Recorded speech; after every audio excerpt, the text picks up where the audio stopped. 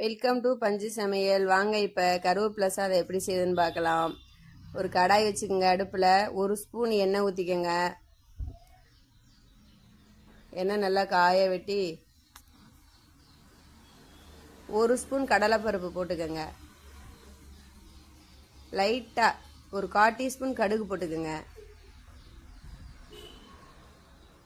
1 spoon உளுந்து போட்டுக்கோங்க. ஒரு 10 வெந்தயம் போட்டுக்கோங்க.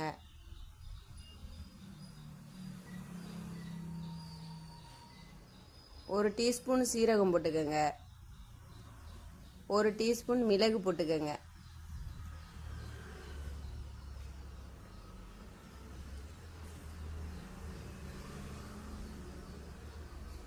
நல்லா கிளறி விடுங்க. நல்லா செவக்க வறுத்துக்குங்க.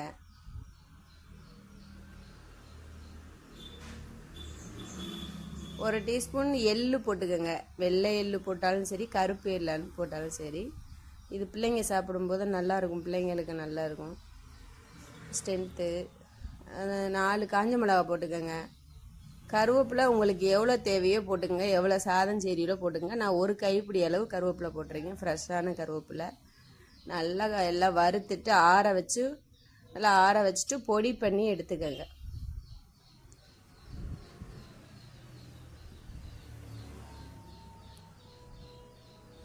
ஆறிடுச்சுங்க, பொடி பண்ணியாச்சு. இந்த மாதிரி பொடி பண்ணி எடுத்துக்கோங்க.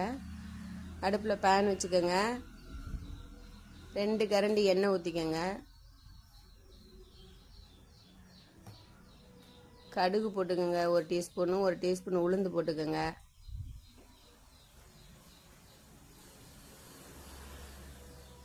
உடைச்ச கடலைப்பருப்பு, நிலக்கடலை பருப்பு 1 ஸ்பூன் போட்டுக்கோங்க. வறுத்து வச்சுருக்கேன்னா வறுத்த பருப்பு போட்டிருக்கேன். ஒரு காஞ்ச மிளகா போட்டுக்கோங்க. 1/4 டீஸ்பூன் மஞ்சத்தூள் போட்டுக்கோங்க. ஒரு கொத்து கருவேப்பிலை உருவி போட்டுக்கோங்க. நல்லா கிளறி விடுங்க. இப்போ நம்ம பொடி பண்ணி வச்சுருக்கோம்ல பொடி, அது போட்டுக்கோங்க. தேவையான அளவு உப்பு போட்டுக்கோங்க. லைட்டாக பெருங்காயத்தூள் போட்டுக்கோங்க. 1 கப்பு அரிசி சாதம் எடுத்து வச்சுருக்கேன். நான் அந்த சாதத்தை போட்டு நல்லா கிளறிக்கிறேன். எவ்வளோ தேவையோ உங்களுக்கு தகுந்த மாதிரி பொடி நான் கொஞ்சம் தாங்க போட்டிருக்கேன். 1 ஸ்பூன் 1.5 ஸ்பூன் பொடி போட்டிருக்கேன்.